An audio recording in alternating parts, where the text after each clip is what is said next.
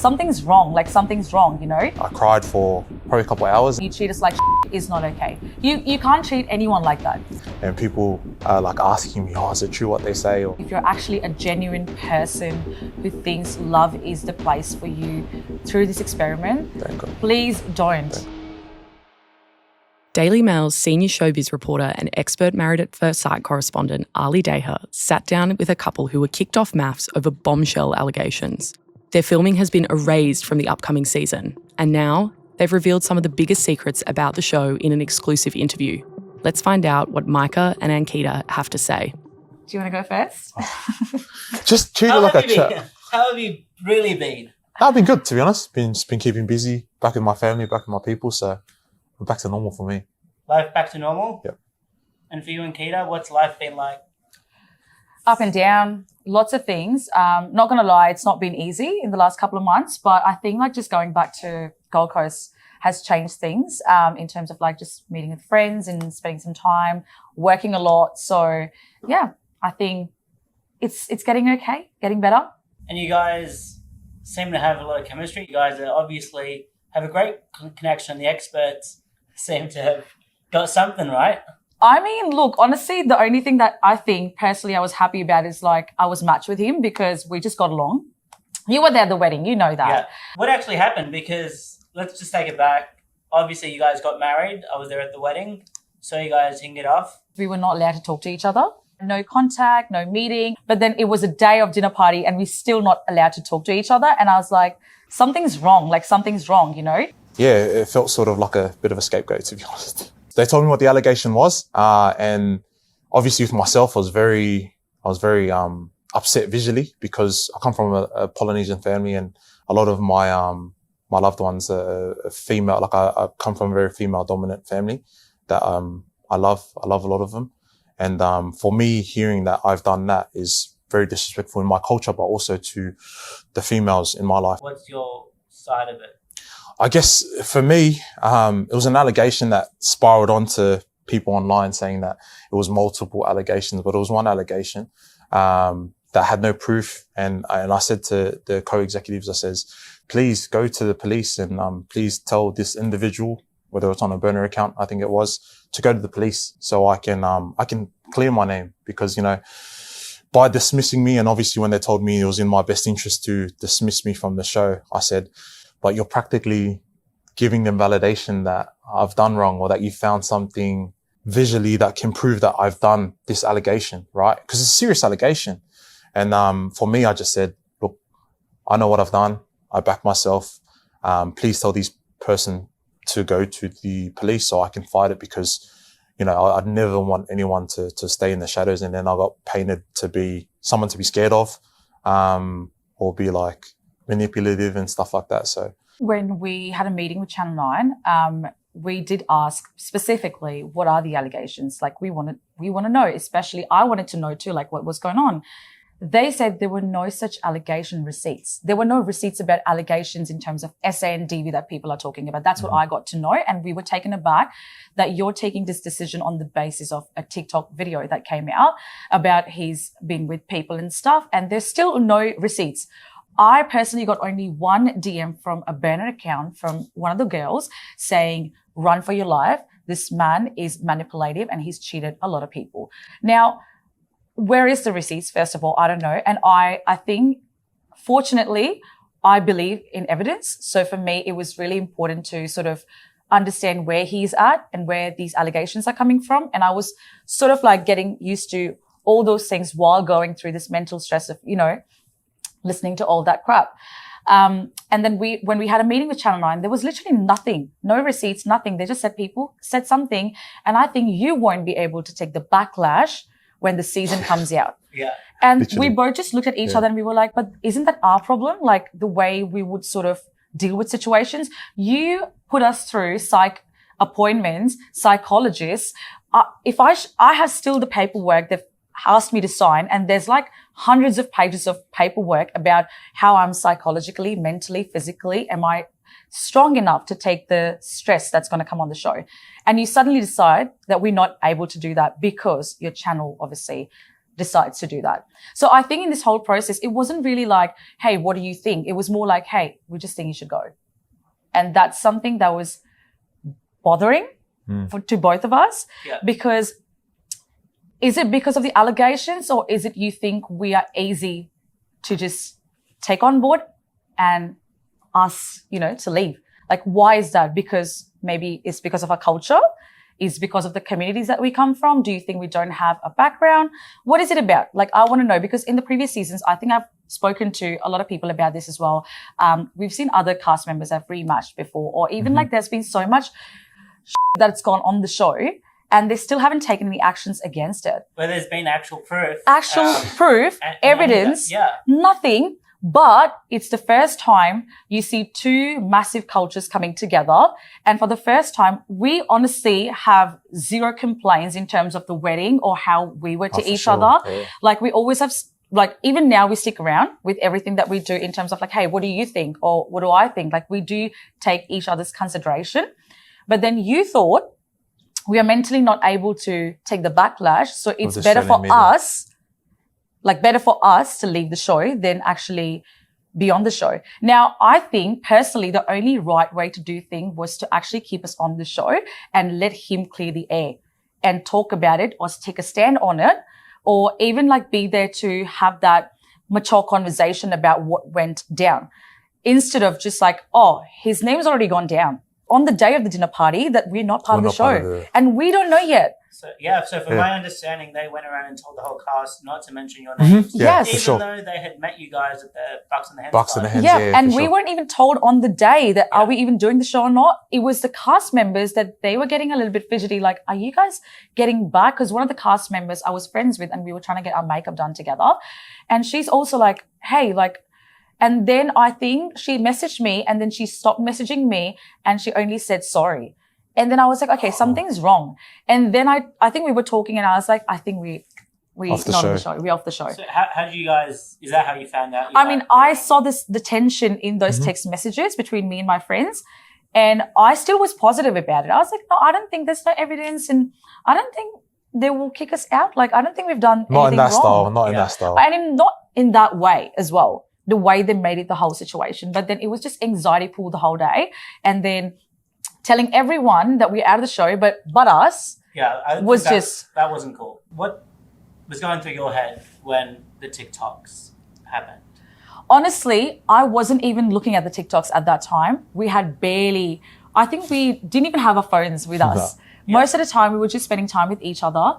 And then he had a meeting first. So how I detected that something was wrong is when we actually were supposed to do the recording with the spa. We were supposed to go to a jacuzzi, and our producer said, oh, the water's not warm. Can I just have Micah for a second and have a quick chat with him until the water is like, all right. And obviously my brains started going around. I was like, no, that was a lie. And I went to jacuzzi and I checked the water. It's warm. It was warm as hell, And I was like, okay, so there's something that's going on. And they had a chat with him first, and then they called me in. And the first thing the senior producers told me is like, babe, we want it to be safe. Do you want us to book accommodation in different to Micah's room? Because these are the allegations that have come up. Now, in that position, because I've been in previous relationships where these things have happened, I got a little bit taken aback. And I was like, why me? And then I decided, wait, but this is a TikTok video. I don't even know those people. I've only met him. I think the best thing to do is go back to the room and talk to him first and see where he's at with this. And I think that's what I did. Pretty much. When that happened, what was your reaction? When they pulled me into the room, so when they separated me from Ankita, I thought it was just a normal Voxy. And then obviously I got a call from a private number, which ended up being the executive producer, just obviously telling me about the TikTok that's arisen. For me, I was taken back, and I was just like, it's TikTok. It is what it is. And then obviously she told me the severity and the things that are being said. And when I first heard it, I was sort of like shook, like I did cry, because it was hard to ever think of myself like that in terms of me being painted in that way. And it was upsetting. I cried for probably a couple of hours, and then I went back to my room, and then they obviously told Ankita, and I was just waiting in the room, and obviously I was upset for, obviously, war was going on and was being arised, but like, we're on honeymoon, we're getting closer. We had a really strong connection and genuine connection at the wedding. And then obviously I felt bad for her having to hear it, because it's like, it's an allegation that's absolutely false with no pretense or no proof. And then her having to be told, like, having to drag her into this false allegation was the worst part for me. Because in that instant, I'm not going to be like, oh, my hands are off. I literally took vows with him like a few days ago. And now I'm not going to just be like, okay, off, whatever. I can't do that, because I need to know my truth with the person I got married to. Even though, as much as you say it was for a show, I'm just going to be honest. It wasn't for show for me. Yeah. Like, I wanted to get married. I wanted to have a relationship, and I was ready to settle. So even though our vows, if you ever heard them, they were all real. Very like genuine, it was genuine vows, like where I actually wanted to give it a go. And now that I've sort of like taken vows and, made sure that I'm in this marriage with him, I was trying to just think of him first and then see what the social media says. Because I've been in this industry for a while. People talk stuff about me too. Mm-hmm. And when I haven't even done stuff, I have heard some really disturbing stuff about myself. So this happened when you're part of the media industry. So I was in two minds whether I should trust this or whether I should talk to him first and see where we go. And I think I did the right thing talking to him first. And I didn't even like feel any, sort of fire in terms of social media as well. But I was just sort of like, taken aback with like how much people were getting into that cancel culture. People that didn't even know him also were saying stuff about like, I would sort of like put you to shreds or something. I don't know. There was one video, and I'm sorry, but I can't be that rude or mean to anyone that I don't know, unless you know really that this person has done something wrong. That was my take on it. Even when we had like, we didn't go through that whole vetting process where everything came back clear to be walked off with no no background. And obviously all the TikTok comments say they need to have a better vetting process. They need to do better background checks. I'm like, is there a background that we need to know about? There's nothing at all. There's nothing. I mean, unless I've been to court for a parking ticket. Yeah, I was gonna say, that's about it. Like, other than that, my background checks are absolutely clear. And when we went to Channel 9 and we had that conversation, I said, look, even if I can't get in, that's absolutely fine. But at least give Ankita the chance to go in and be great and find love. Then when I said no, actually, rematch me. Now I'm open to it. Rematch me. And then they're like, oh, okay. Like, are you okay to take the heat that's going to come with it? Like with, now you were with Micah and you were also real and genuine, and now you're going to be with other guy. And I was like, why wasn't this question asked to Eliot last season? Why was this question not asked to Lauren last season? Like, I don't see these questions coming up to them. They were rematched like 3 to 2 times. I'm not too sure. I don't watch match. Sorry, twice. But then you asked me and I was like, okay. And they're like, oh, look, Ankita, it's going to be really hard for us to rematch you because, you had real connection. But I got to know from the cast again, I think a week before the intruder wedding, that they already know who the intruders are. And Ankita, they just dangling carrots in front of you and you're not going to get back on the show. And I was like, what? Like, you're telling me like you're recoupling me, but you're also like... Do you think they did it in a way to keep you silent and like push of course, because I was raged. Like, he was the one actually asking me to calm down. He's like, hey, can you please not crash? I know you want to say a lot of things, but calculate, like, just... And I'm like, no, I just want to go and, just be there and talk about it. And I did sit quiet for 2 weeks and I was like, why every time when I'm talking to you, why is the tone so different than Micah's tone? Because I think we discussed about that too. In this whole process, the way they treated me like and I'm going to be honest about it, I've never been treated like that. Yeah. It literally was like, hey, Micah, we understand, what you're going through, and which is the right way to deal with people. I love that, But when it came to me, babe, like, I'm sorry, like, I understand what you're going through, but unfortunately, that's what the circumstance is, and yeah. I guess for me wanting to clearly have this chat with you is obviously you can't Google my name without saying scandal, allegations, stuff like this. And for me, I just wanted to get my point out there because, one, I went through a whole heap of vetting and I came back with all green checks, never done anything other than a parking ticket. And, like the allegation has no proof and I have no history with anything like that. So I guess for me, it was clearing my name, also sharing the experience that I went through as well, because, you know, I've had interactions where I'm down at Bondi and I'm running and people are like asking me, oh, is it true what they say? Or I actually don't have answers to those questions at all. Like, I actually don't. I feel the pain in my heart because I not only lost on the opportunity, but I lost on the connection. I still sort of am, you know, in my mind, married, and then you tell me, hey, pack your bags and leave, and you're unmarried now, you don't have a husband, you just go back to your normal life. Yeah. That hurts, bro. That hurts. You treat us like is not okay. You can't treat anyone like that. Not just us, but anyone like that. Yeah. Just like imagine like, and also they give those bullshit psychologists to you. Like, first of all, you cutting my arm and then giving me a doctor. So did you end up both having your interviews with the experts and all of that stuff? yeah, for sure. You did all of that? Did all Yes. that. Did all What that. did you make of them? Do you reckon they did it? Well, they got it. You guys are happy with I it? think I have no complaints about Yeah, it was experts. best. Like, I think it's great that they thought like we would get along, and which we did. I know there were a lot of questions that they were trying to sort of, because you know how the production works, they give an EP, like EPs to like people at the wedding. And then obviously they were telling people, oh, ask her that question, trying to stir up. And Oh, we they were tried. just, They and tried we were with having us. fun. We actually were having fun. We were like, yeah, I mean, there could be problems, I'm pretty sure, but we'll see.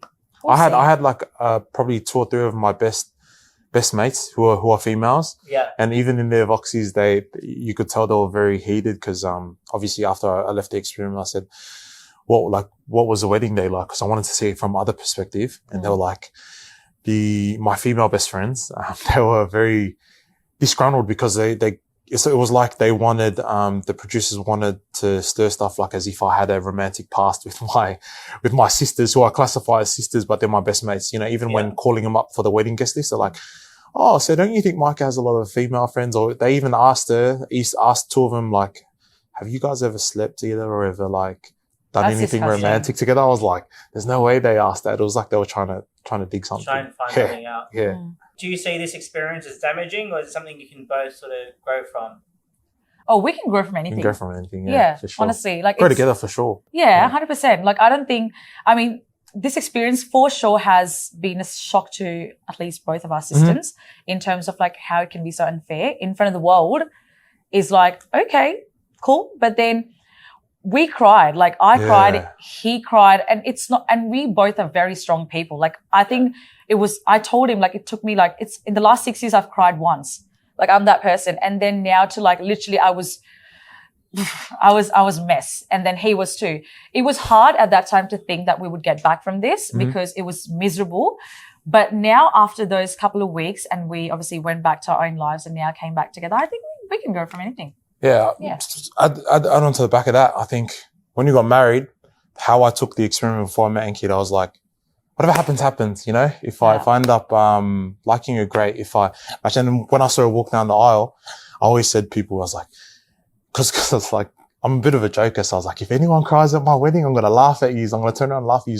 And I was the first one crying. I was the first one crying. I was like, there's no way someone's cutting onions early in the morning.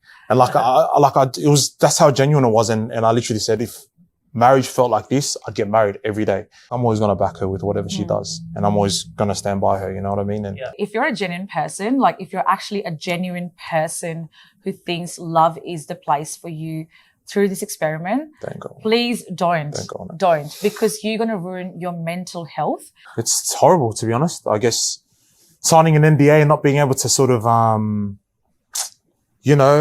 sort of defend yourself, and having your closest family and friends wanting to defend you probably hurts the most. How much it costs us to be on the show. We quit our jobs.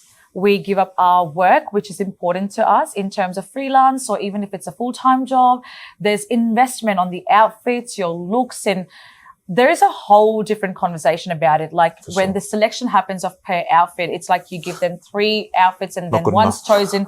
It's not good enough. It's good enough. And then people are very quick to make comments about, oh, she looks tacky on the show. But you don't know, it's actually producers who choose the outfits for us more than we choose it for ourselves. Yeah. And then the cost behind it, the investment, the money that goes on to being on the show, and then suddenly telling you you're not there. We are not prepared to sort of bear the financial consequences too. Like how am I supposed to go back to my normal life when I've given up my work and you're not even going to pay me for it, but you're also kicking me out. So you're mentally stressing me, you're financially stressing me. In every ways, it's stressing you out. There's always more to it. Never believe what you see online until there's actual visual proof. And, if there's an allegation out there or allegations, go to police.